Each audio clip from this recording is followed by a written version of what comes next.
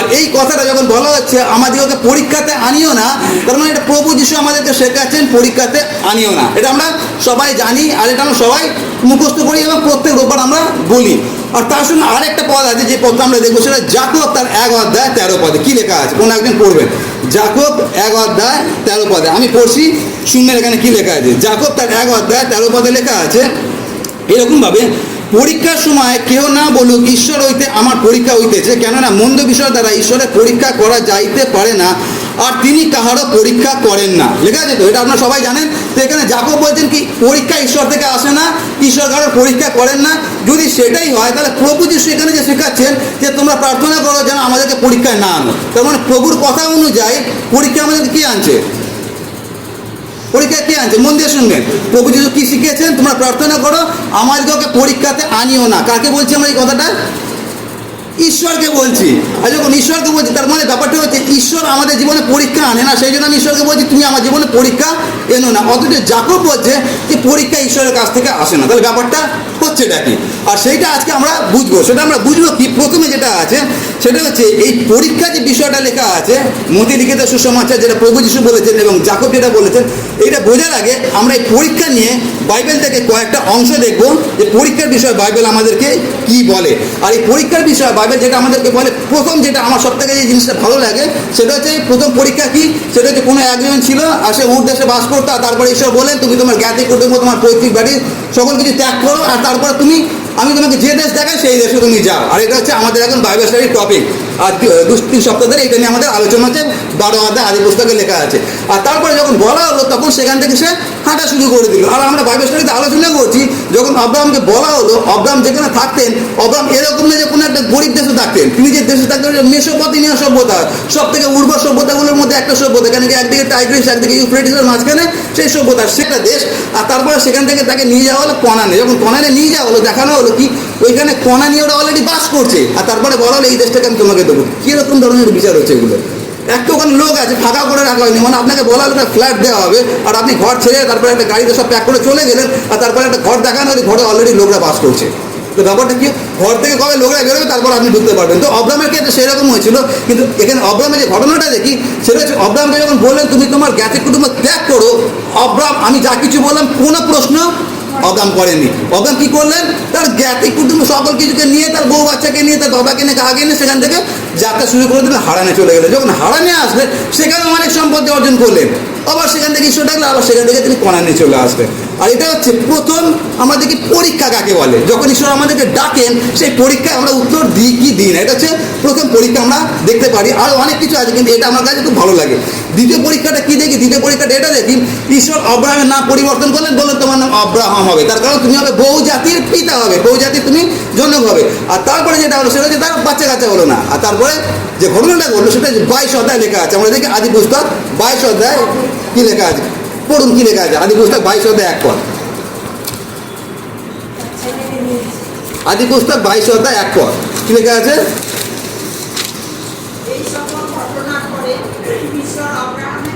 কি করলেন ঈশ্বর, ঈশ্বর আব্রাহামের পরীক্ষা করলেন, লেখা আছে তো। আর যাকব বলছেন ঈশ্বর হয়তো কোনো পরীক্ষা আসেন, ঈশ্বর আমাদেরকে পরীক্ষা করে না। অথচ এখানে পুরাতন নিয়মে লেখা আছে কি, সেটা কি এই সকল ঘটনার পরে ঈশ্বর আব্রাহামকে পরীক্ষা করিলেন। আর এই পরীক্ষাটা কি ছিল আমরা সবাই জানি, কি পরীক্ষা ছিল, সেটা হচ্ছে তোমাকে যে বুড়ো বয়সে যে সন্তান দিয়েছি সেই সন্তান এখন বড় হয়েছে, এখন তুমি মরিয়া দেশে যাও আর এই সন্তানকে তুমি বলি দাও। আর তারপরে আব্রাহাম সেই কথা মতো তার গাধাটাকে সাজালেন, কাঠ সাজালেন, তারপর ছেলেকে নিয়ে হাঁটা শুরু করলেন। আর তারপরে ঘটনা আমরা সবাই জানি, যখন মারতে যাচ্ছিল তখন ঈশ্বর একটা মেষকে জুগিয়ে দিলেন। দ্বিতীয় পরীক্ষা, তৃতীয় যেটা দেখি সেটা আরও দারুণ আছে, সেটা কি, সেটা হচ্ছে কোনো একটা সময় ঈশ্বরের সঙ্গে একজনের কথোপকথন হয়েছিল, আর সেই কোনো একজন ঈশ্বরকে বলছিলেন যে তুমি তোর চারদিকে বেড়া দিয়ে রেখেছো, ওকে অনেক সম্পত্তি দিয়েছো, তাকে অনেক পশুধন দিয়েছো, তার সুন্দর একটা পরিবার দিয়েছো, সেই জন্য তো তোমাকে উপাসনা করো, ওগুলো কেড়ে নাও, তারপর দেখো তোমাকে উপাসনা করে কিনা। আর তারপরে ঈশ্বর সেই লোকটাকে বললেন, সেই ভদ্রলোক তার নাম কি, কার সঙ্গে কথা হচ্ছিল, শয়তানের সঙ্গে কথা হচ্ছিল। তারপরে শয়তানকে বললেন ঠিক আছে তুমি পরীক্ষা করো, কিন্তু ওর প্রাণহানি তুমি করবে না। তার মানে ইয়োবের জীবনে যা কিছু ঘটনা ঘটেছিল শয়তান ঘটিয়েছিলেন, কিন্তু অনুমতি কে দিয়েছিল, তার মানে ঈশ্বর যদি অনুমতি না দিতেন তাহলে ইয়োবের জীবনে পরীক্ষাটা আসতো না। তার মানে এই তিনটে যে ঘটনা আমরা দেখছি, তিনটে ঘটনাতে পরীক্ষা কে নিচ্ছে, ঈশ্বর নিচে। তার মানে ঈশ্বরই আমাদের জীবনে পরীক্ষা নেয়। আর এই পরীক্ষা থেকে যেটা বেরিয়ে আসছে সেটা কি, যদি এই তিনটে যে ঘটনা বললাম দুজনের বিষয়, এখান থেকে যদি দেখেন দারুণ তিনটে জিনিস বেরিয়ে আসে পরীক্ষার পরে। কিন্তু পরীক্ষার পরে যেটা বেরিয়ে আসে সেটা পরে দেখবো, তার আগে আমরা দেখবো পরীক্ষা কাকে বলে। তো আমি পরীক্ষা কাকে বলে আমরা এটা গুগলে সার্চ করছিলাম, ডিকশনারিতে কী লেখা আছে। তো পরীক্ষা কাকে বলে অক্সফোর্ড ডিকশনারিতে এরকম বলছে, সেটা হচ্ছে আমি বাংলায় লিখেছি, অক্সফোর্ড ডিকশনারি বলছে পরীক্ষা কাকে বলে, পরীক্ষা হলো একটি প্রক্রিয়া যার দ্বারা কোনো জিনিসের গুণ, কর্মদক্ষতা ও বিশ্বাসযোগ্যতা বোঝা যায়। আবার বলছি, পরীক্ষা হচ্ছে একটি প্রক্রিয়া যার দ্বারা কোনো জিনিসের গুণ, কর্মদক্ষতা ও বিশ্বাসযোগ্যতা বোঝা যায়, তাকে বলা হচ্ছে পরীক্ষা। তার মানে কোনো একটা জিনিসের যখন পরীক্ষা করা হয় বা কোনো একটা মানুষের যখন পরীক্ষা করা হয় আর পরীক্ষা থেকে যখন বেরিয়ে আসে উত্তীর্ণ হয়, তখন সেই মানুষটার গুণগত মান কী আছে সেটা বোঝা যায়, তার কর্মক্ষমতা কতটা আছে সেটা বোঝা যায়। আর তার 3 নম্বর কি, সেটা হচ্ছে তাকে কতটা বিশ্বাস করা যায়, বিশ্বাসযোগ্যতা বোঝা যায়। যতক্ষণ আমরা কাউকে দায়িত্ব দিচ্ছি ততক্ষণ বুঝতে পারবো না সেই লোকটাকে আমরা বিশ্বাস করতে পারি কি পারি না। তার মানে সেই দায়িত্বটা যখন সফলভাবে করছে তারপর আমরা তাকে বিশ্বাস করতে পারি। পরীক্ষার মানে হচ্ছে যখন উত্তীর্ণ হই তখন এই জিনিসগুলো হয়।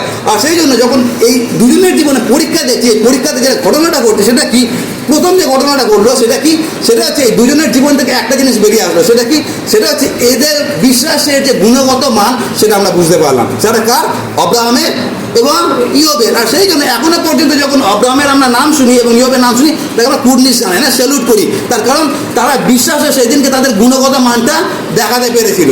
আর যদি পরীক্ষাটাই না হতো তাহলে আমরা কী করে তাদেরকে স্যালুট করতাম। তার মানে পরীক্ষাটা হওয়ার পিছনে একটা বড় কারণ ছিল, সেটা কি, তাদের গুণগত মান, তাদের বিশ্বাসযোগ্যতা যেন আমরা উপলব্ধি করতে পারি। একই রকমভাবে ঈশ্বর যখন আপনাকে পরীক্ষার মধ্যে নিয়ে যান, কারণ একটাই, কেন, তার কারণ আপনাকে আমাকে ঈশ্বর পরিশুদ্ধ করতে চান। যেরকম আমরা জল পরিশুদ্ধ না করে খেতে পারি না, একই রকমভাবে যতক্ষণ না ঈশ্বর আমাদেরকে পরিশুদ্ধ করতে পারছেন, বিশুদ্ধ করতে পারছেন, আমাদেরকে তিনি ব্যবহার করতে পারেন না। আর সেই পরিশুদ্ধ করার জন্য যেটা দরকার আছে সেটা হচ্ছে ঈশ্বর আমাদের পরীক্ষার মধ্যে নিয়ে যান। তার মানে পরীক্ষা প্রত্যেকটা বিশ্বাসী জীবনে অত্যন্ত জরুরি আছে। আর ওটা ঈশ্বর আমাদের জীবনে নিয়ে আসে যেন আমাদেরকে তিনি বিশুদ্ধ করতে পারেন। এটা হচ্ছে একটা ফিল্টার মেশিনের মতো। সুতরাং প্রথম যেটা আছে কি, সেটা হচ্ছে তাদের গুণগত মানটা বেরিয়ে আসলো। দ্বিতীয়টা কি, দ্বিতীয়টা যখন অব্রাহাম যখন মারতে গেল তখন আমরা জানি কি হয়েছিল, ঈশ্বর একটা মেষ যোগান দিলেন, তারপর মেষটাকে বলি দেওয়া হলো। আর তারপরে যখন ইয়োবের যখন ঘটনাটা করছিল, ইয়োবের সঙ্গে যখন ইয়োব ভেঙে পড়েছে তখন ঈশ্বরের সঙ্গে ইয়োবের একটা কথোপকথন হচ্ছে। সেটা কি, সেটা হচ্ছে তুমি জানো হরিণ কি করে জন্ম দেয়, জঙ্গলের মধ্যে অত সিংহের মধ্যে হরিণ তো জন্ম দিচ্ছে, বাচ্চা হচ্ছে, কী করে হচ্ছে তুমি কি জানো, তুমি জানো না,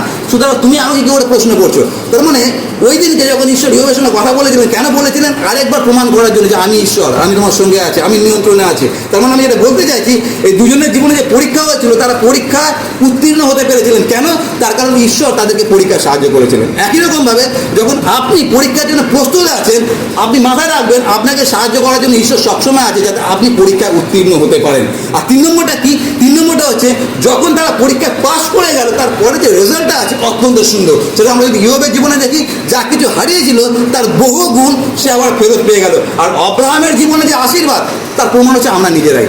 তার কারণ আব্রাহামকে সেদিনকে যে আশীর্বাদ যে ফলটা দেওয়া হয়েছিল সেই ফল হচ্ছে আমরা নিজেরা। সেদিনকে যদি আব্রাহাম ওই কাজটা না করতে পারতেন, তার থেকে প্রভু যিশু জন্ম হতো না, সে প্রভু যিশুর কারণে আজকে আমরা এখানে দাঁড়িয়ে আছি। সুতরাং আমরা দেখতে পাচ্ছি যে পরীক্ষার মধ্যে দিয়ে গেলে রেজাল্টটা কত সুন্দর হতে পারে। সুতরাং পরীক্ষা যেটা দেখছি সেটা কি, সেটা হচ্ছে ঈশ্বর থেকে আসে। তাহলে এখন আমাদের কাছে প্রশ্ন, তাহলে এইখানে যাকব যে কথাটা বলছে তাহলে এই কথাটার মানেটা কি, বা প্রভু যিশু যে প্রার্থনাটা শেখাচ্ছেন সেটা হচ্ছে আমাদেরকে পরীক্ষাতে আনিও না, এই কথাটার মানেটা কি। কেন পরীক্ষা তো আমাদেরকে বিশুদ্ধ করছে, পরীক্ষা আমাদেরকে শুদ্ধ বানাচ্ছে, তাহলে পরীক্ষা এনো না এই কথাটার মানে কি। আর সেই জন্য আমাদেরকে বুঝতে হবে, যখন আমরা বাংলা বাইবেল পড়ি অনেক কিছু মানে আমাদের কাছে পরিষ্কার হয় না, আর ওই জন্য ইংরাজি বাইবেল পড়ার অত্যন্ত দরকার আছে। আর আমরা যারা প্রচার তৈরি করি আমরা ইংরাজি বাইবেলের ওপর অনেক সময় বিশ্বাস করি না, আমরা চলে যাই আদি যে শব্দ আছে, মানে নতুন নিয়মের ক্ষেত্রে গ্রিক ভাষা এবং পুরাতন নিয়মের ক্ষেত্রে হিব্রু ভাষা কী লেখা আছে সেইটাকে আমরা খোঁজার চেষ্টা করি। কেন কি ওখান থেকে যখন বাংলা ট্রান্সলেট করা হয়েছে সেই বাংলা হয়তো সেরকম কোনো শব্দ পাইনি বলে অন্য একটা শব্দ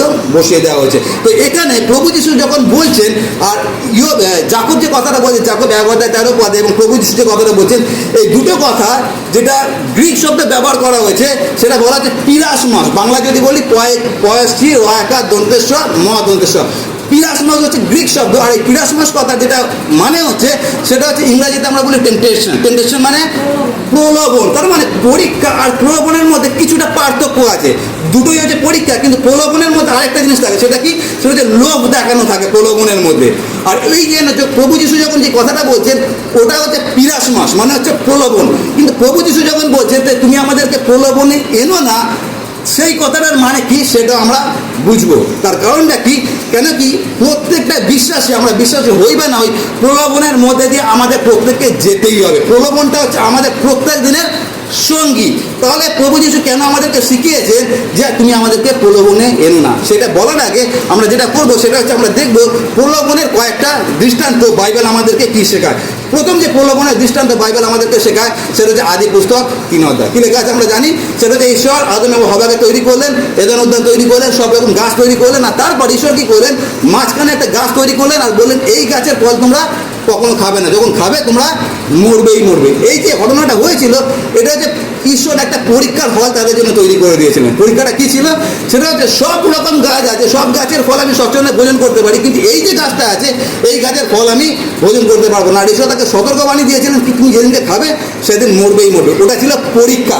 ওই পরীক্ষাটা কেন দরকার ছিল, তার কারণ হচ্ছে ঈশ্বর মানুষকে একটা জিনিস দিয়েছিলেন যেটা আমাদেরকে, যেটা পশুদেরকে দেয়নি। সেটা কি, সেটা হচ্ছে স্বাধীন ইচ্ছা। এখন এই স্বাধীন ইচ্ছাটা তুমি কিভাবে ব্যবহার করো ওটা তুমি কি করে বুঝবে, যতক্ষণ সেটা টেস্ট করা হচ্ছে। আর ওই টেস্ট করার জন্য, পরীক্ষা করার জন্য ঈশ্বর গাছটাকে মাঝখানে রাখলেন যাতে আমরা বুঝতে পারি যে আমরা আমাদের স্বাধীন ইচ্ছাটাকে কিভাবে ব্যবহার করছি।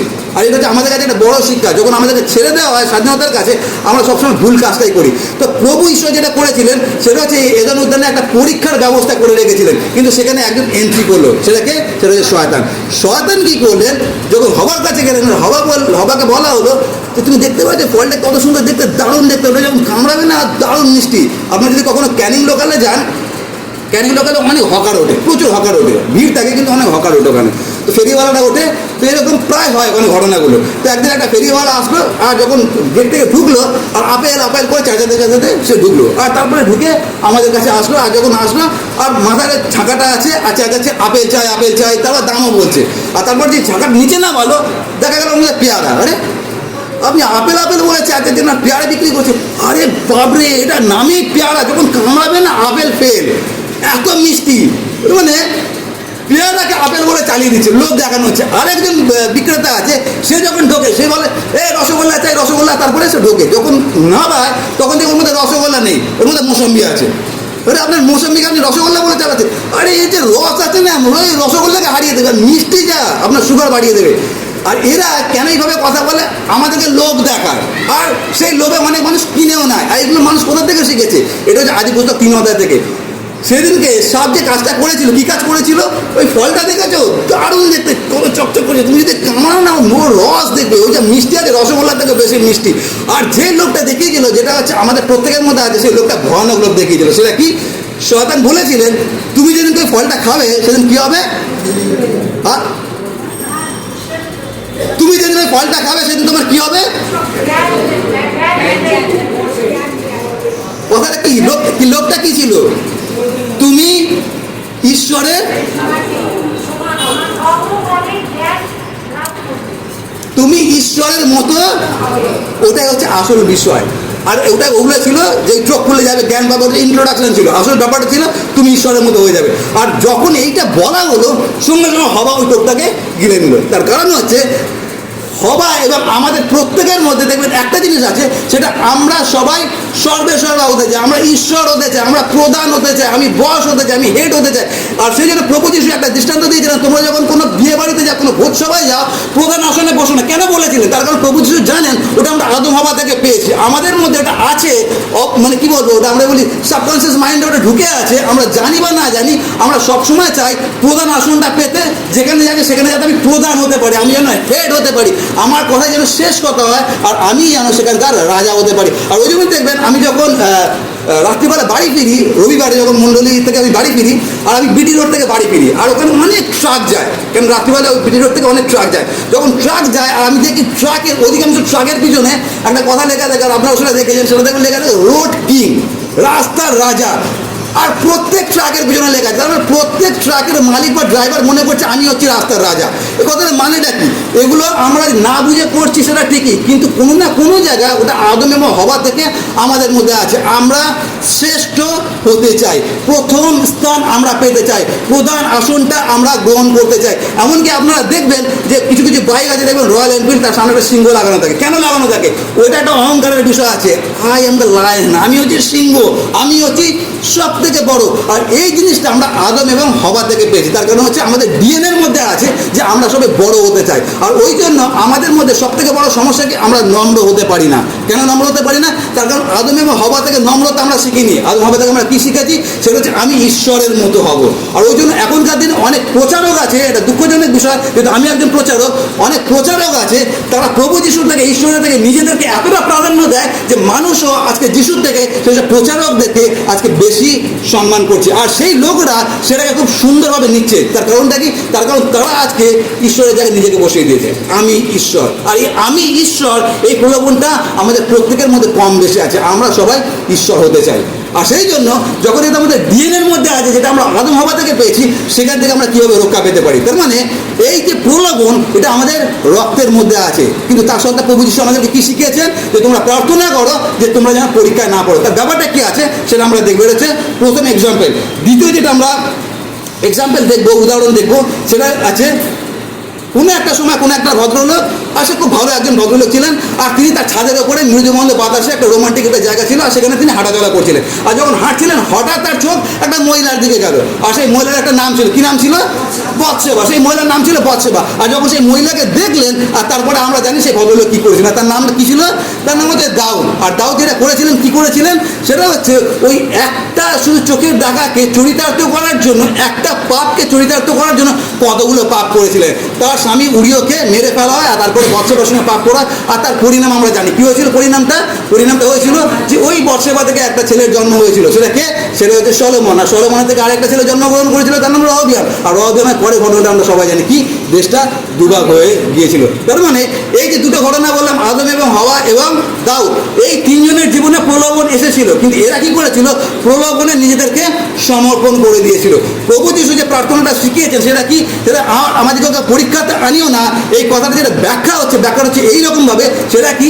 প্রলোভন আমাদের প্রত্যেক দিনের সাথে, কিন্তু তোমার কাছে প্রার্থনা করি, হে ঈশ্বর, তুমি আমাকে শক্তি দাও যেন প্রলোভনের মধ্যেও আমি নিজেকে যেন সমর্পণ না করে দিই।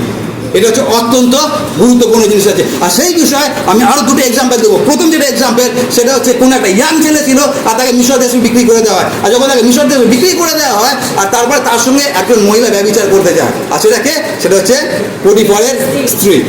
আর পটিফার অত্যন্ত ধনী, তার স্ত্রী অত্যন্ত ধনী। সেরকম একটা চাকচিক্যময় বাড়িতে সেই বাড়ির মহিলা এই একটা ইয়াং ছেলে, যুবক ছেলে যে রক্ত গরম, তার সঙ্গে ব্যভিচার করতে চাইল।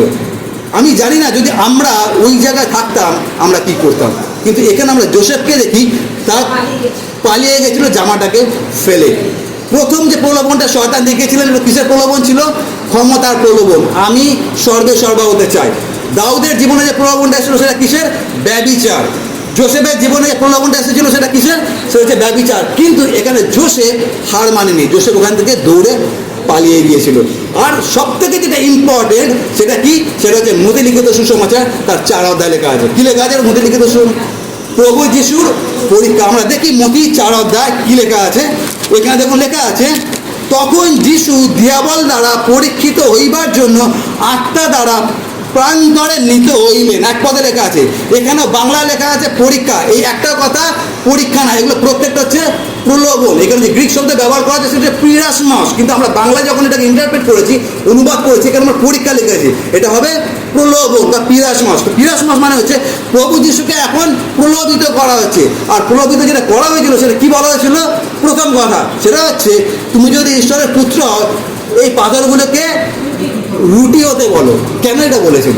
তার পিছনে একটা বড় কারণ ছিল। তার কারণ, যে 40 দিন ধরে খাওয়া দাওয়া করেনি, তার কাছে এখন সব থেকে যেটা লোভনীয় বিষয় আছে, সেটাকে সেটা হচ্ছে খাদ্য। আর সেই জন্য তাকে রুটির লোভটা দেখানো। তার কারণ তার জীবনে এখন সব থেকে যেটা বেশি দরকার, সেটা হচ্ছে রুটির দরকার। ওই লোকটা প্রভু যিশুকে দেখানো হলো যে তুমি একে বলে রুটি হয়ে যেতে পাথরগুলোকে, কেন কি তুমি তো ঈশ্বর আছো।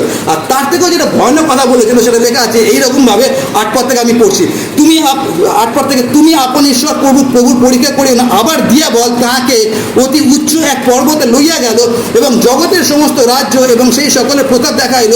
আর তাহাকে কহিল, তুমি যদি ভূমিষ্ঠ হইয়া আমাকে প্রণাম করো, এই সমস্তই আমি তোমাকে দিব। আবার সেই একই, সেটা কি? সম্পত্তি, জাগতিকতার লোভ দেখানো হলো। কাকে লোভ দেখাচ্ছে? প্রভু যিশুকে লোভ দেখাচ্ছে। তারপরে প্রভু যিশু যে কথাটা বলেছিলাম আমরা সবাই জানি, দুহ শয়তান। তার মানে এই যে চারটে আমি ঘটনা বললাম, আদম, হবা, দাউদ, যোসেফ এবং প্রভু যিশু স্বয়ং, যদি প্রভু যিশু যদি প্রলোভনের মধ্যে দিয়ে গেছেন, আপনি আমি কোন ছাড়া আছি যে আমরা প্রলোভনের মধ্যে দিয়ে যাব না? প্রলোভন এবং পরীক্ষা এই দুটো জিনিসের মধ্যে দিয়ে আমাদেরকে 100% যেতে হবেই হবে। তার কারণটা কি? তার কারণ আমাদেরকে পিউরিফাইড হতে হবে, আমাদেরকে বিশুদ্ধ হতে হবে, আর সেই জন্য আমাদেরকে প্রলোভনের মধ্যে দিয়ে যেতে হবে। কিন্তু প্রভু যিশু যে শিক্ষাটা দিয়েছে সেটা কি? সেটা হচ্ছে যখন আমরা প্রলোভনে পড়ি, তুমি আমাকে শক্তি দাও যেন নিজেকে আমি প্রলোভনে সমর্পণ না করি। আগে যে দুটো এক্সাম্পল দিলাম তারা সমর্পণ করে দিয়েছিল, পরে যে দুটো এক্সাম্পল দিলাম জোসেফ এবং প্রভু যিশুর কথা তো ছেড়ে দিন, উনি ঈশ্বর আছেন, উনি কখনই করতে পারেন। কিন্তু জোসেফের যে দৃষ্টান্ত সেটা কি? সে নিজেকে সমর্পণ করেনি। আর এখানে যেটা আমাদের আসল শিক্ষণীয় বিষয় আছে সেটা হচ্ছে ইংরেজিতে দুটো কথা আছে, একটাকে বলে টেস্ট, একটাকে বলে টেম্পটেশন। বাংলায় আমরা এরকমভাবে বাংলা বাইবেল আমরা দেখছি না, কিন্তু শব্দ আছে। সেটা কি? একটা হচ্ছে পরীক্ষা আর একটা হচ্ছে প্রলোভন।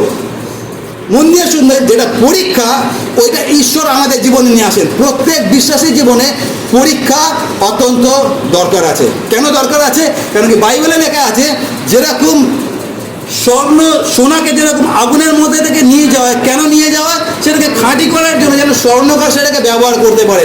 একই রকমভাবে আমাদের যিনি স্বর্ণকার, আমাদেরকে যিনি তৈরি করছেন ঈশ্বর, আপনাকে আমাকে ব্যবহার করতে চান, তার আগে আমাদেরকে খাঁটি হওয়ার দরকার আছে। আর সেই খাঁটি কীভাবে করেন? সেটা হচ্ছে আগুনের মধ্যে থেকে নিয়ে যান। সেই আগুনটা কি? সেটা হচ্ছে আমাদের জীবনে পরীক্ষা। আর সেই জন্য যদি আপনার জীবনে কোনো পরীক্ষা আছে, আপনি হতাশ হবেন না। তার কারণ পরীক্ষা আপনার জীবনে আছে, তার কারণ হচ্ছে ঈশ্বর আপনাকে খাঁটি করতে চান। কেন খাঁটি করতে চান? যাতে আপনাকে আরও আশ্চর্যভাবে তিনি ব্যবহার করতে পারেন। আর সেই জন্য আমি বলি, যাদের জীবনে পরীক্ষা নেই, আমাদের প্রার্থনা করে দেখা আছে কেন আমাদের জীবনে পরীক্ষা নেই। কেন কি? আমরা যদি ঈশ্বরের পথে সঠিকভাবে থাকি, তাহলে ঈশ্বর আমাদের জীবনে পরীক্ষা নিয়ে আসবে, যেরকম আব্রাহামের জীবনে নিয়ে এসেছিলেন, যেরকম ইয়োবের জীবনে নিয়ে এসেছিলেন। সুতরাং পরীক্ষাটা ওটা হচ্ছে ঈশ্বরের কাছ থেকে আসে। আর ওটা আমরা কখনোই বলবো না যে প্রভু তুমি আমার জীবনে পরীক্ষা এনো না। যদি আমি সেটাই বলছি, তার মানে আমি এটাই বলছি যে প্রভু আমাকে তুমি ব্যবহার করো না। পরীক্ষা আমাদের জীবনে 100% আসবেই আসবে। কিন্তু প্রভু যিশু যেটা শিখেছেন সেটা যখন আমরা প্রলোভনের মধ্যে আছি, তখন যেন সেই প্রলোভনে আমরা নিজেদেরকে সমর্পণ না করি। আর এই প্রত্যেকটা প্রলোভন আমাদের জীবনে দরকার আছে। আর কেন দরকার আছে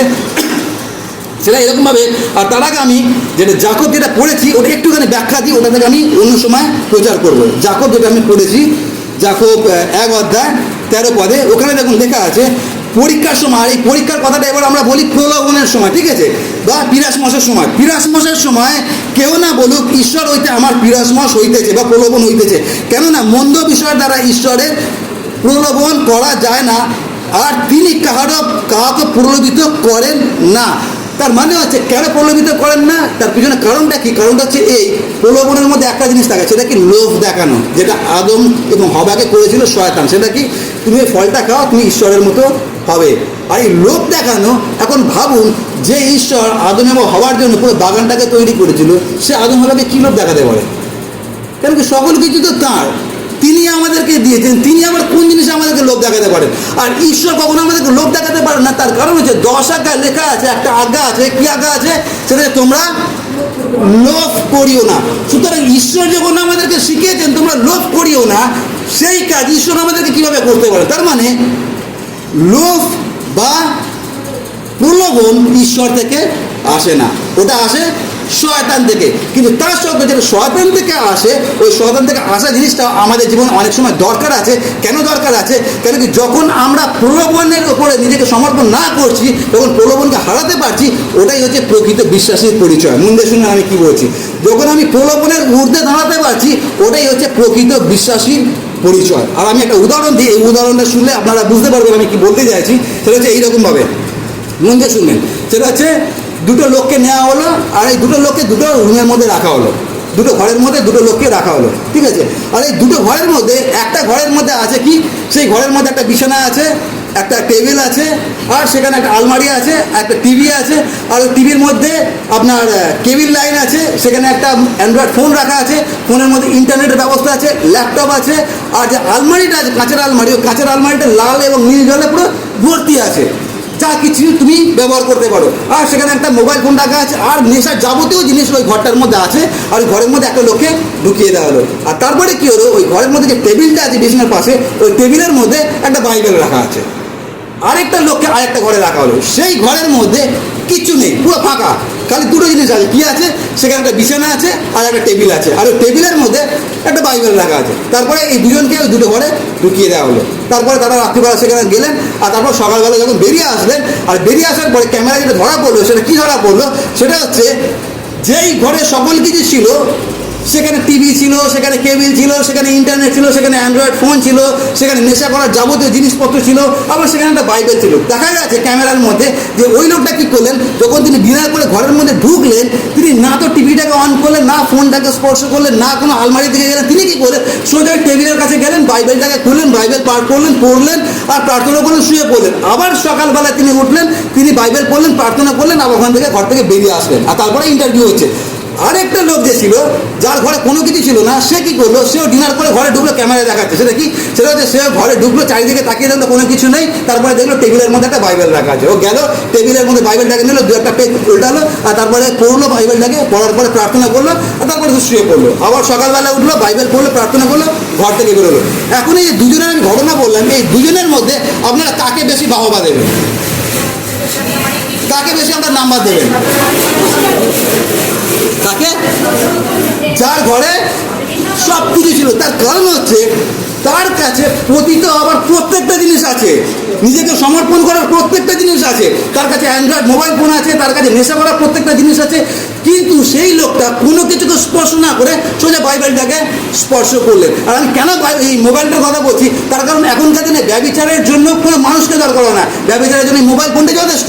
আর মোবাইল ফোন নিয়ে যখন আমরা রাত্রিবেলা ইন্টারনেটে সার্চ করি, তখন আমরা কী করি, ওটা আমরাই জানি আমরা কী করি। আর ওই জন্য মণ্ডলীতে, আমি আমাদের যে তাইলদেবা মদনদার মণ্ডলী আছে, আমি মণ্ডলীর মধ্যে মোবাইল থেকে বাইবেল পড়া আমি অ্যালাউ করি না। তার কারণটা কি, যখন আপনি বাইবেল পড়ছেন, দুম করে একটা পপ আপ মেসেজ চলে আসলো, আর ওটা কি, আপনার কাছে দুম করে প্রলোভন চলে আসলো। তার কারণ যে পপ আপ মেসেজগুলো আসে, ওই মেসেজগুলো প্রত্যেকটা হচ্ছে নোংরা, ওর মধ্যে কামনা বাসনা থাকে, ওর মধ্যে ব্যভিচার থাকে। আর যে আমি ওটাকে ছুঁয়ে দিলাম, গাছ বাইবেল আমার মাথা থেকে গায়েব হয়ে গেল। আর সেই জন্য এই লোকটা কি করলো, কোনো কিছু তো ছুলো না, সে সোজা বাইবেলটা পড়লো, আর তারপর প্রার্থনা করেছিল। আর একজন তার কাছে কোনো কিছু নেই বলে সে বাইবেল পড়লো। এখন যদি আমি ঘরটাকে চেঞ্জ করে দিই, এই লোকটাকে ওই ঘরে, ওই লোকটাকে এই ঘরে, তখন আমি বুঝতে পারবো যে তার কার চারিত্র গুণাবলী কীরকম রকম। একই রকমভাবে আমরা যারা বিশ্বাসী আছি, আমরা যে জগতে আছি, আমরা যে পৃথিবীতে আছি, ওই পৃথিবীতে যে প্রথম যে রুমটা ছিল, যে রুমের মধ্যে সকল কিছু ঠাসা আছে, আমাদের এই পৃথিবীতে ওই রকম আছে। ব্যভিচারের যা কিছু জিনিস আছে, প্রত্যেকটা জিনিস এখানে ঠাসা আছে। তার কারণ হচ্ছে এই পৃথিবীটাকে একজন পরিচালনা করেছে, শয়তান। আর শয়তান এই পুরো আমাদের পৃথিবীটাকে একটা দোকান বানিয়ে রেখেছে, সেটা হচ্ছে লাল নীল জলের দোকান, ব্যভিচারের দোকান, নোংরামির দোকান, নষ্টামির দোকান, চারিদিকে কামনা। আর আপনার যখন সোশ্যাল মিডিয়াতে যান, যখন আপনারা ফেসবুক দেখেন, যখন আপনারা হোয়াটসঅ্যাপ দেখেন, দেখুন আপনারা যদি আমার কথাটা মিলিয়ে দেখেন, প্রত্যেকটা জিনিসের মধ্যে যদি সাধারণ কোনো অ্যাড হয়, সেই অ্যাডের মধ্যে কোনো না কোনো কামনা বাসনার জিনিস থাকে। তার কারণটা কি, মানুষ ওগুলোই পছন্দ করে। এমনকি যদি কোনো বইয়েরও অ্যাড হয়, বইয়ের অ্যাডের মধ্যে দেখবেন এমন একটা চিত্র দেওয়া আছে, যে চিত্রটাকে আমাদেরকে অ্যাট্রাক্ট করে, আমাদেরকে আকর্ষণ করে। তার কারণটা কি, তার কারণ আজকে সোশ্যাল মিডিয়া আমাদেরকে একটা জিনিস শেখাচ্ছে, সেটা কীভাবে আমরা পতিত হতে পারি। তাহলে এখান থেকে আমরা নিজেদেরকে কীভাবে বের করতে পারি, কেন কি পুরো জগৎটাই এইরকম আছে, আর সেই জগতের মধ্যে থেকে আমাদেরকে যেতে হচ্ছে। আর সেই জন্য যখন আমরা প্রার্থনা করি, এই প্রার্থনাটা যেন আমরা মূল্য বুঝি, যে প্রভু যিশু কেন প্রার্থনাটা শিখিয়েছিলেন। তার কারণ প্রভু যিশু জানেন যে 2024 সালে ইম্যানুয়েল চ্যাপেলের যে যারা বিশ্বাসী আছে, তারা এইরকম একটা কঠিন পরিস্থিতির মধ্যে দিয়ে যাবে। আর সেই জন্য তিনি প্রার্থনাটা শিখেছিলেন। কী প্রার্থনা শিখেছিলেন, আর আমাদেরকে পরীক্ষাতে আনিও না, আমাদেরকে প্রলোভন যখন আছে আমাদের জীবনে, ওই প্রলোভনের মধ্যে যেন আমরা নিজেদেরকে বিসর্জন না দিই। তুমি আমাদেরকে শক্তি দাও, পরের কথা লেখা আছে, কিন্তু মন্দ হইতে রক্ষা করো। তার মানে প্রলোভন হইতে তুমি আমাকে রক্ষা করো, যেরকম তুমি জোসেফকে রক্ষা করেছিলে। আর জোসেফ যেভাবে রক্ষা পেয়েছিল, জোসেফ কীভাবে রক্ষা পেয়েছিল, ওটা ঈশ্বর তো অলৌকিক কাজ করেছিলেন, কিন্তু তার থেকে একটা বড় যেটা ছিল, সেটা হচ্ছে জোসেফের ইচ্ছা, আমি পাপ করবো না ঈশ্বরের দৃষ্টিতে। আর ওই জিনিসটা আমাদের প্রত্যেকের মধ্যে প্রথম থাকার দরকার আছে। যদি ওটা থাকে, তাহলে ঈশ্বর বাকিটা আমাদেরকে সাহায্য করবেন, শক্তি দেবেন, যেন প্রত্যেকটা পাপ, প্রত্যেকটা প্রলোভনের উপর আমরা বিজয় অপেক্ষা অধিক বিজয় হতে পারি, যেন আমরা জোসেফের মতো প্রলোভনকে পিছনে ফেলে যেন আমরা দৌড়ে পালাতে পারি। আমি জানি না আমাদের জীবনে কী কী প্রলোভন আছে, কিন্তু আমি জানি, আমি বিশ্বাস করি যে আমাদের প্রত্যেকের জীবনে কোনো না কোনো প্রলোভন আসছে। তার কারণ আমরা যে জগতে আছি, প্রত্যেকটা সময় শয়তান আমাদেরকে প্রলোভিত করছে। তার কারণ আমরা সংকীর্ণ পথ দিয়ে যাওয়ার লোক আছি, আর শয়তান আমাদেরকে সবসময় চেষ্টা করছে কীভাবে আমাদেরকে ফেলে দিতে পারে। সেই জন্য যখন আপনার জীবনে প্রলোভন আছে, আমরা যে প্রার্থনাটা করছি, প্রার্থনার মানেটা যেন বুঝি। সেটা কি, প্রলোভন আমার জীবনে আসুক, হাজার প্রলোভন আসুক, আমার রুমের মধ্যে সকল কিছু থাক, কিন্তু আমি কোনো কিছুকে স্পর্শ করবো না। তার কারণ ঈশ্বর আমাকে সেটা করতে নিষেধ করেছেন। আর সেই জন্য লেখা আছে আমি পবিত্র তোমরা পবিত্র হও। যেটা যোসেফ সারা জীবন তার মাথার মধ্যে একটা জিনিস ছিল যে আমি যদি কোনো একটা ভুল কাজ করি তাহলে আমি আমার ঈশ্বরকে অপবিত্র করে দিচ্ছি, আমরা যেন সেরকম করতে পারি। আর সেটা নতুন নিয়মে লেখা আছে তোমরা কি জানো না তোমরা পবিত্র আত্মার মন্দির, আর আমরা হচ্ছে সেই পবিত্র আত্মার মন্দির। সুতরাং আমরা যেন প্রলোভনকে পায়ের তলে রাখতে পারি এবং প্রলোভনের উপরে যেন আমরা থাকতে পারি। আর আমি গ্রামের দিকে একটা উদাহরণ দিই এই কথাটাকে বোঝানোর জন্য।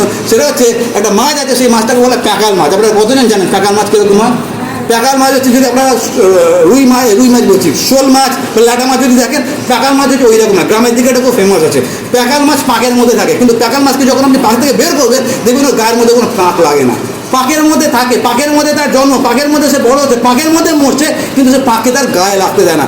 আমরা ওই প্যাকাল মাছের মতো আমাদেরকে হতে হবে। আমরা যে পৃথিবীতে আছি এটা হচ্ছে নোংরা একটা জগতে রয়েছে, পাঁকের মধ্যে আমাদের জন্ম, পাঁকের মধ্যে আমরা বৃদ্ধি পাচ্ছি, পাঁকের মধ্যে মরবো, কিন্তু তা সত্ত্বেও ওই পাঁককে আমাদের গায়ে লাগতে দেবো না। তার কারণ প্রভু যিশু বলেছেন আমি তোমাদেরকে জ্যোতি স্বরূপ করেছি, লবণ স্বরূপ করেছি। তাহলে আমরা আবার কী করে ওই ভুল পথে যেতে পারি? আর সেই জন্য আসুন আমরা সেই রকম করি যেটা যোসেফ করেছিল, যেটা প্রভু যিশু করেছিলেন, আর যেটা পাঁকাল মাছের দৃষ্টান্ত, যেন আমরা প্রলোভনে উঠতে থাকতে পারি, তাহলে তার দ্বারা আমরা ঈশ্বরকে গৌরব দিতে পারি। আসুন আমরা প্রার্থনা